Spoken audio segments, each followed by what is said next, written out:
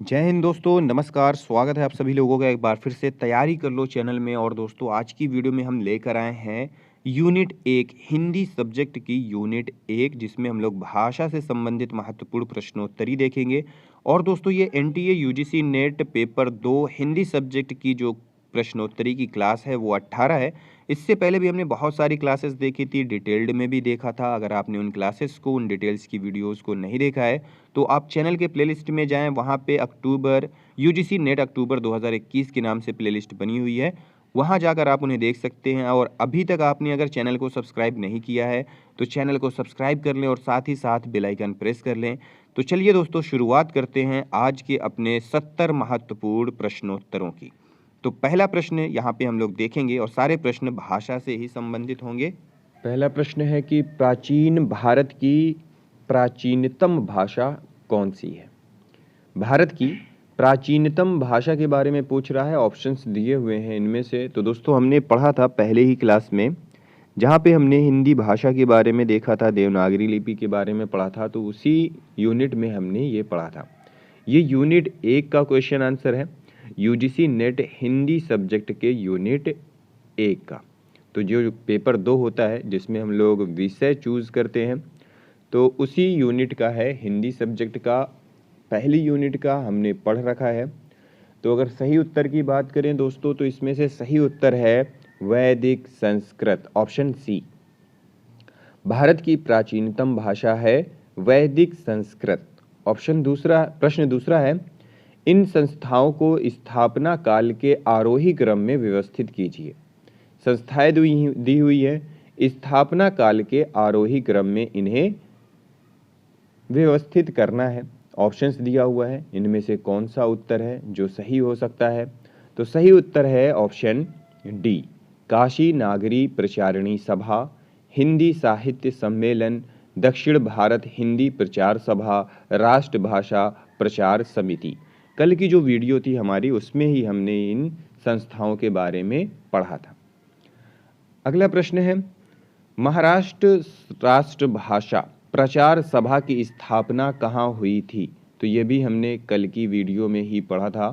तो ऑप्शंस दिए हुए हैं, महाराष्ट्र राष्ट्रभाषा प्रचार सभा की स्थापना कहाँ हुई थी? सही उत्तर है पुणे में, ऑप्शन ए। अगला प्रश्न है, इनमें से कौन सा वर्ण स्वर नहीं है? कौन सा वर्ण है जो स्वर नहीं है? यहाँ पे ऑप्शंस हैं।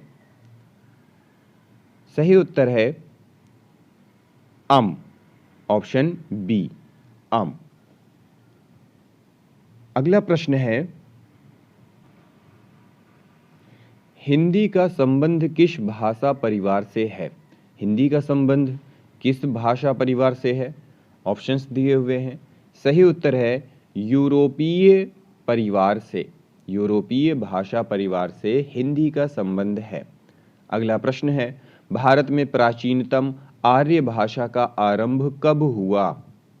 प्राचीनतम आर्य भाषा का आरंभ पूछ रहा है, कब हुआ था? सही उत्तर है 1500 ईस्वी पूर्व के आसपास। 1500 ईसा पूर्व के आसपास हुआ था किसका? आर्य भाषा का आरंभ।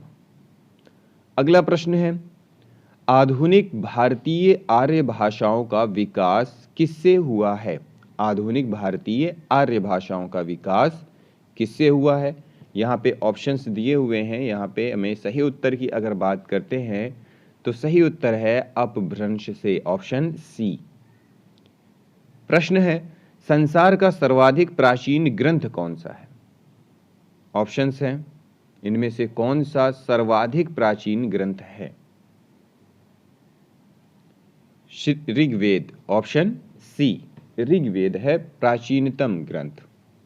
अगला प्रश्न है, त्रिपिटक किस भाषा के ग्रंथ हैं? त्रिपिटक किस भाषा के ग्रंथ हैं? ऑप्शंस है, इनमें से कौन सा उत्तर है जो सही है? तो पाली सही है, ऑप्शन सी, पाली भाषा के ग्रंथ हैं। अगला प्रश्न है, भाषा के इन घटकों को व्यवस्थित क्रम में लगाइए। यहाँ पे ऑप्शंस दिए हुए हैं, भाषा के कुछ घटक हैं जिनको व्यवस्थित क्रम में लगाकर हमें बताना है कि कौन सा उत्तर है जो व्यवस्थित क्रम में सही है। तो सही उत्तर है ऑप्शन ए, वर्ण, शब्द, पद व वाक्य। ये है सही अनुक्रम। फिर अगला प्रश्न है, भाषा का निर्माण होता है, किससे होता है? ऑप्शंस दिए हुए हैं। सही उत्तर है व्यक्त ध्वनियों से, व्यक्त ध्वनियों से। ऑप्शन डी यहाँ पे सही है।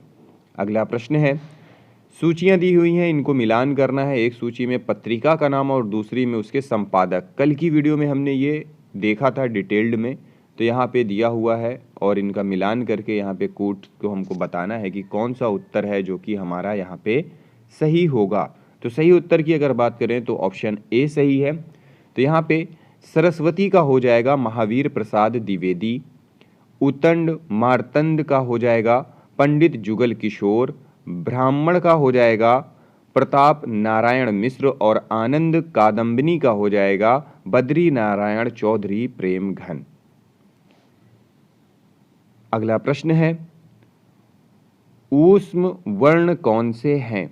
ऊष्म वर्ण कौन से हैं? यहाँ पे ऑप्शंस दिए हुए हैं, इनमें से बताना है कि ऊष्म वर्ण कौन से हैं। सही उत्तर है ऑप्शन सी, शा, सा, सा, हा। ये क्या है? ऊष्म वर्ण है। अगला प्रश्न है, सानुनासिक वर्ण कौन से हैं? सानुनासिक वर्ण ऑप्शंस दिए हुए हैं। सानुनासिक वर्ण कौन से हैं पूछ रहा है। सही उत्तर है ऑप्शन डी, णा, री, णा, ना, मा। ठीक है, अंगा, णा, ना, ना, मा। अगला प्रश्न है, मूल स्वर कौन से हैं? मूल स्वर पूछ रहा है, इनमें से कौन से हैं? सही उत्तर है ऑप्शन बी, आ, ई, उ, ऋषि। ये हैं मूल स्वर। फिर है अंतस्थ व्यंजन कौन से हैं? अंतस्थ व्यंजन इनमें से कौन से हैं? सही उत्तर है या, रा, ला, वा। Option C. अगला प्रश्न है, इनमें से कौन सी बोली बिहारी उपभाषा वर्ग की है? बिहारी उपभाषा वर्ग की पूछ रहा है। सही उत्तर है भोजपुरी, ऑप्शन डी। फिर यहाँ पे आशर्षण और स्थापना वाले क्वेश्चंस दिए हुए हैं। स्थापना दिया हुआ है कि हिंदी भारोपीय परिवार की आर्य शाखा की आधुनिक भाषा है। इसी के लिए तर्क दिया हुआ है, इसी कारण वह दक्षिण भारत की द्रविड़ भाषाओं से भिन्न है। ऑप्शंस देख लेते हैं, क्या सही है क्या नहीं। तो यहाँ पे ऑप्शंस दिया हुआ है, इसमें से सही उत्तर का चयन करके हमें बताना है कि कौन सा उत्तर है जो कि सही है। तो सही उत्तर है ऑप्शन सी, ए और आर दोनों सही हैं। जो तर्क दिया है और जो स्थापना दिया हुआ है दोनों यहाँ पे सही है। अगला प्रश्न है, लखनऊ फैजाबाद क्षेत्र की बोली कौन सी है? लखनऊ फैजाबाद में बोली जाने वाली बोली कौन सी है? तो सही उत्तर है अवधी, अवध। लखनऊ के जो क्षेत्र में बोली जाती है, लखनऊ का नाम अवध भी है, तो इस हिसाब से वहाँ की जो बोली थी उसे अवधी बोली कहा जाता था। तो अभी भी लखनऊ और फैज़ाबाद के क्षेत्र में बोली जाने वाली बोली को अवधी बोली कहते हैं। अगला प्रश्न है, इन पत्रिकाओं के संपादकों के साथ सुमेलित कीजिए। कुछ पत्रिकाएं दी हुई हैं और उनके संपादक यहाँ पे दिए हुए हैं। सुमेलित करके कूट का मिलान करते हुए जवाब देना है। तो दोस्तों यहाँ पे जो सही उत्तर है वो है ऑप्शन सी। तो यहाँ पे हो जाएगा वागर्थ का हो जाएगा विजय बहादुर सिंह और नया ज्ञानोदय का हो जाएगा रविंद्र कालिया, वसुधा का हो जाएगा कमला प्रसाद और रंग प्रसंग का हो जाएगा प्रयाग शुक्ल। फिर अगला प्रश्न है, ध्वनियों के भेद हैं। ध्वनियों के कौन कौन से भेद हैं? यहाँ पे ऑप्शंस दिए हुए हैं, इनमें से कौन सा उत्तर है जो कि सही है?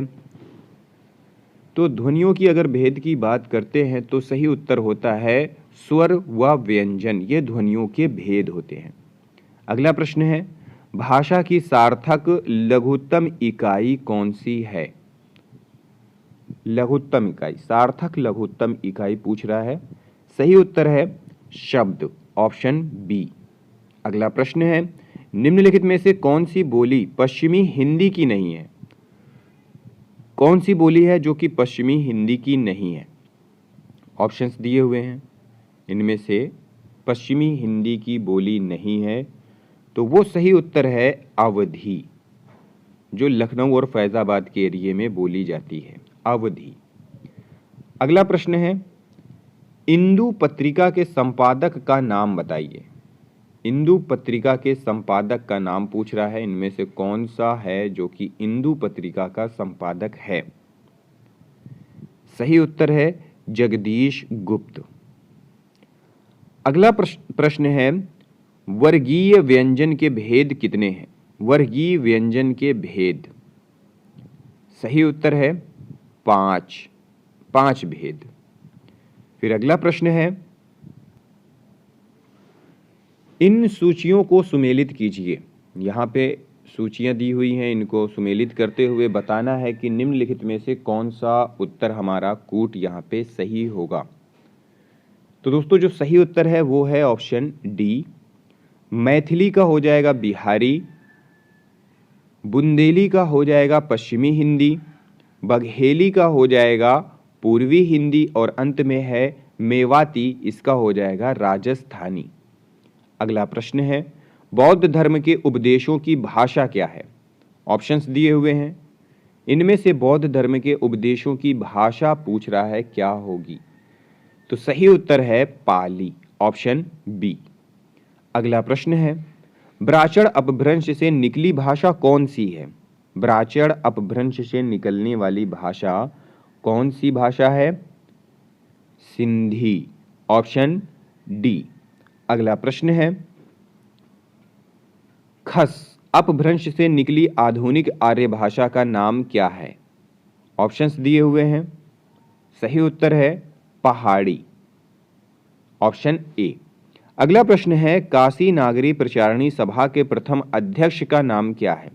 काशी नागरी प्रचारणी सभा, ये प्रश्न हमने कल देखा था, डिटेल्ड में पढ़ा था, जिसका सही उत्तर है राधा कृष्णदास, ऑप्शन सी। अगला प्रश्न है, हिंदी उद्धारणी प्रतिनिधि सभा का गठन किस वर्ष हुआ? ऑप्शंस है, किस वर्ष हुआ है? 1884 ईस्वी में। अगला प्रश्न है, हिंदी साहित्य सम्मेलन के प्रथम अध्यक्ष कौन बने?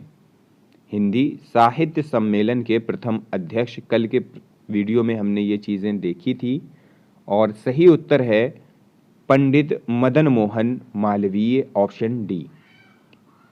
फिर अगला प्रश्न है, हिंदी साहित्य सम्मेलन की स्थापना कब हुई थी?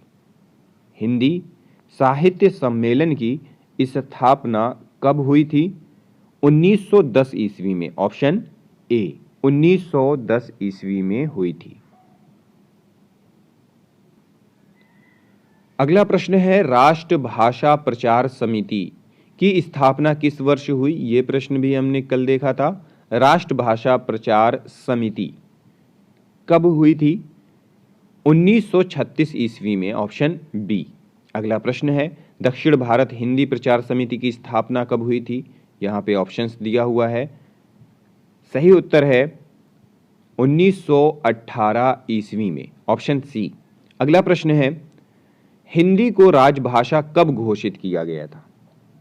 ऑप्शंस हैं, कब घोषित किया गया था हिंदी को राजभाषा? सही उत्तर है 14 सितंबर 1949 को, ऑप्शन ए, और इसी के दिन को हिंदी दिवस के रूप में मनाया जाता है।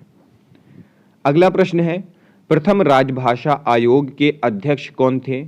ऑप्शंस हैं, प्रथम राजभाषा आयोग के अध्यक्ष बी.जी. खेर प्रथम राजभाषा आयोग के अध्यक्ष थे। प्रश्न है, राजभाषा आयोग का गठन कब हुआ था? राजभाषा आयोग का गठन हुआ था 7 जून 1955 को, ऑप्शन सी। फिर प्रश्न है, पूर्वी हिंदी निकली है किस भाषा से निकली है? यहाँ पे ऑप्शंस दिए हुए हैं, पूर्वी हिंदी किस भाषा से निकली है? तो सही उत्तर है अर्धमागधी अपभ्रंश से, ऑप्शन डी। अगला प्रश्न है, अपभ्रंश के आरंभिक साहित्यकार कौन है? अपभ्रंश के आरंभिक साहित्यकार? सही उत्तर है हेमचंद्र, ऑप्शन ए। अगला प्रश्न है, अपभ्रंश और आधुनिक आर्य भाषाओं के मध्य की भाषा को कहा जाता है? क्या कहा जाता है? अपभ्रंश और आधुनिक आर्य भाषाओं के मध्य की भाषा को। सही उत्तर है संक्रांतिकालीन भाषा। प्रश्न है, उर्दू किस भाषा का शब्द है? उर्दू किस भाषा का शब्द है? यह प्रश्न भी कई बार पूछा गया है, तो सही उत्तर है तुर्की, ऑप्शन सी। प्रश्न है, हिंदी को पुरानी हिंदी किसने नाम दिया? ऑप्शंस हैं, हिंदी को पुरानी हिंदी नाम किसने दिया था? तो हिंदी को, ये चीज़ भी हमने पढ़ी थी कई बार, ये प्रश्नों में हमने इसे देखा है कि हिंदी को पुरानी हिंदी का नाम सबसे पहले किसने दिया था? तो उत्तर है चंद्रधर शर्मा गुलेरी ने, ऑप्शन बी, चंद्रधर शर्मा गुलेरी। अगला प्रश्न है,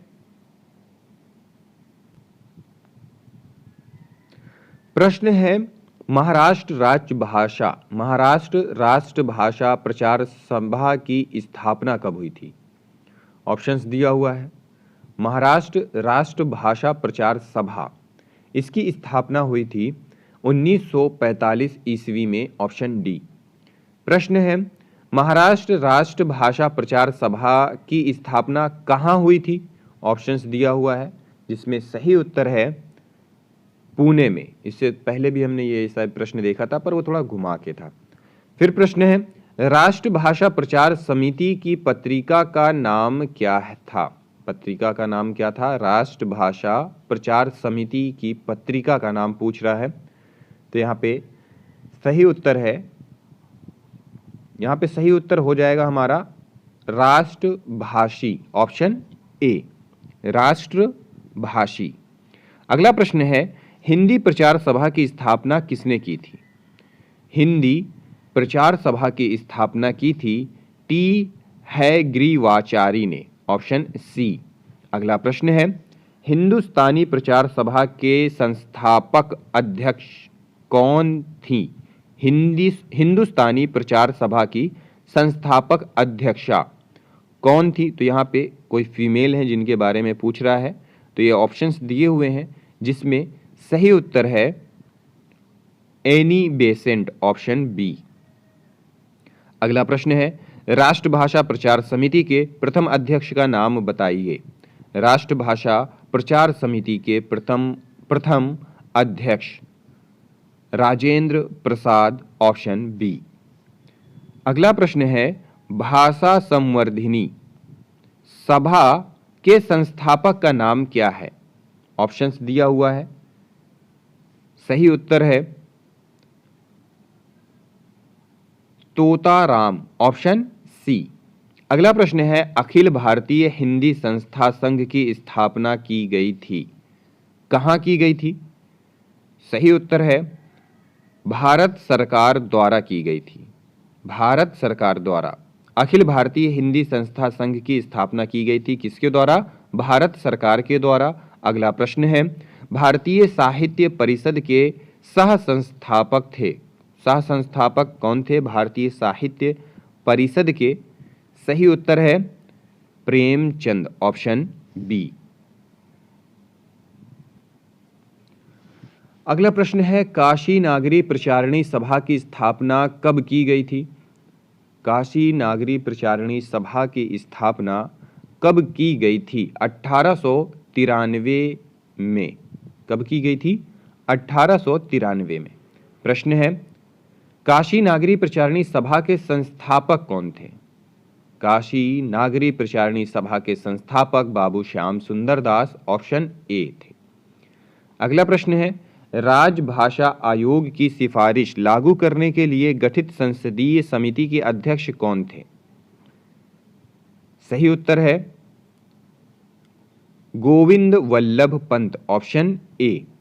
अगला प्रश्न है, मानक हिंदी को कहते हैं, मानक हिंदी को निम्नलिखित में से क्या कहते हैं? परिनिष्ठित हिंदी, ऑप्शन ए। अगला प्रश्न है, हिंदी साहित्य सम्मेलन के 1945 के अध्यक्ष कौन थे?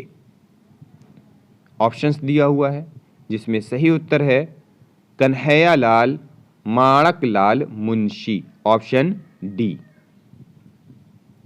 अगला प्रश्न है कि गुजरात में हिंदी के प्रचार प्रसार का काम किया था, किसने किया था? तो यहाँ पे सही उत्तर की अगर बात करें तो है गुजरात विद्यापीठ अहमदाबाद ने, ऑप्शन बी। अगला प्रश्न है, भारतीय साहित्य परिषद की स्थापना के प्रेरणा स्रोत थे, निम्नलिखित में से कौन थे प्रेरणा स्रोत? सही उत्तर है महात्मा गांधी, ऑप्शन सी। अगला प्रश्न है, बिहारी भाषा की बोली है, इनमें से कौन सी बोली है जो बिहारी भाषा की है? सही उत्तर है मगही, ऑप्शन सी। प्रश्न है, बघेली किस भाषा की बोली है? ऑप्शंस दिया हुआ है, किस भाषा की बोली है? तो वो बोली है पूर्वी हिंदी की, ऑप्शन सी। प्रश्न है कि हिंदी के कितने रूप हैं? हिंदी के कितने रूप हैं? सही उत्तर है ऑप्शन दो, बी, 2 रूप हैं। अगला प्रश्न है, पाली भाषा का वैकल्पिक नाम क्या है? ऑप्शंस दिया हुआ है, पाली भाषा का वैकल्पिक नाम पूछ रहा है, जिसमें से सही उत्तर है मागधी, ऑप्शन बी। प्रश्न है, देवनागरी लिपि का विकास किस लिपि से हुआ? देवनागरी लिपि का विकास किस लिपि से हुआ? सही उत्तर है ब्राह्मी लिपि से, ऑप्शन डी। प्रश्न है, बालकृष्ण भट्ट किस पत्र के संपादक थे? बालकृष्ण भट्ट किस पत्र के संपादक थे? हिंदी प्रदीप के, ऑप्शन ए। प्रश्न है, राजकीय कार्यों में प्रयुक्त होने वाली भाषा को क्या कहेंगे? क्या कहेंगे? यहाँ पे ऑप्शंस दिए हुए हैं, सही उत्तर का बताना है। सही उत्तर है राजभाषा। राजकीय कार्यों में, जो राज के कार्यों में यूज होता है उसे राजभाषा कहते हैं। प्रश्न है, संस्कृत से सीधा संबंध किस भाषा का है? यहाँ पे ऑप्शंस हैं, संस्कृत से सीधा संबंध पूछ रहा है, किस भाषा का है? तो सही उत्तर है पाली या प्रथम प्राकृत का। अगला प्रश्न है, खड़ी बोली के लिए सुनीति कुमार चटर्जी ने किस शब्द का प्रयोग किया था? खड़ी बोली के लिए सुनीति कुमार चटर्जी ने किस शब्द का प्रयोग किया था? सही उत्तर है जनपदीय हिंदुस्तानी, ऑप्शन ए। जनपदीय हिंदुस्तानी भाषा का प्रयोग किया था। फिर अगला प्रश्न है, हिंदी वर्णमाला में अम और आह है, ये क्या है? अम और आह, यहाँ पे ऑप्शंस दिया हुआ है, सही उत्तर है अयोगवाह, ऑप्शन सी। अगला प्रश्न है, नवजागरण कालीन सुधारवादी संस्थाओं की शुरुआत का सही क्रम कौन सा है? यहाँ पे ऑप्शंस दिए हुए हैं, इनमें से नवजागरण कालीन सुधारवादी संस्थाओं के बारे में पूछ रहा है, जिसमें सही उत्तर है ब्रह्म समाज, प्रार्थना समाज, Arya Samaj, Ramakrishna mission, option A यहाँ पे सही होगा। कल की वीडियो में हमने ये चीज़ें पढ़ी थी, डिटेल्ड में पढ़ी थी। तो दोस्तों ये थी आज के लिए महत्वपूर्ण प्रश्नोत्तरों की श्रृंखला थी जो हमने यहाँ पे पेश की है। उम्मीद है कि ये यूनिट 1 से आप लोगों को बहुत सारे क्वेश्चंस मिले होंगे, कुछ क्वेश्चंस पढ़े होंगे, कुछ क्वेश्चंस आपने नहीं पढ़े होंगे, तो इन सारे क्वेश्चंस को नोट कर लें, एग्जाम्स के लिए तैयारी रखें। तो दोस्तों मिलते हैं अगली वीडियो में अगले यूनिट की डिटेल्ड और उनके क्वेश्चंस आंसर के साथ। इस वीडियो को देखने के लिए आप सभी लोगों का बहुत बहुत धन्यवाद।